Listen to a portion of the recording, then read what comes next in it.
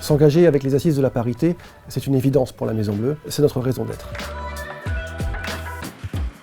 Nous avons décidé de participer aux assises de la parité, c'est déjà la deuxième fois, parce que nos collaborateurs nous ont dit leur grande fierté que la Maison Bleue puisse prendre la parole sur des sujets sociétaux qui sont leur cœur de métier au quotidien.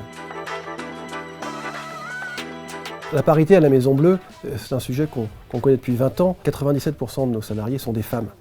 À ce titre, les sujets au sens plus large de la parentalité, de la gestion de la parentalité avec une carrière professionnelle, sont des sujets sur lesquels nous sommes assez légitimes. Pour favoriser la parité et de manière plus large la parentalité à la Maison Bleue, nous donnons évidemment accès à tous nos salariés à des places de crèche. Et puis, on s'intéresse beaucoup à la reprise de l'activité après un congé maternité. Les femmes qui reviennent de congé maternité sont prioritaires sur nos parcours de formation notamment.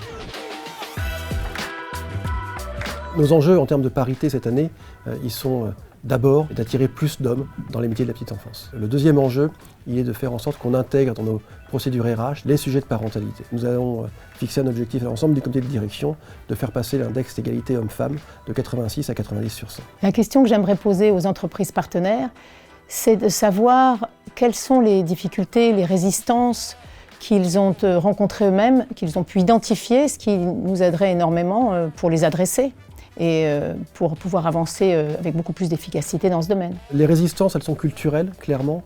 On a vu que la période de Covid a fait rentrer le travail de plus en plus à la maison et on a encore des difficultés ou du travail de pédagogie à faire auprès des entreprises pour qu'elles acceptent que parce qu'elles sont rentrées chez leurs collaborateurs, elles doivent elles aussi s'impliquer peut-être plus sur les sujets familiaux, sur les sujets d'organisation familiale, de logistique, sur les moyens qu'elles mettent à disposition pour que la fin des frontières entre le travail et le personnel puisse être vécue de manière positive et un accélérateur des enjeux de parité.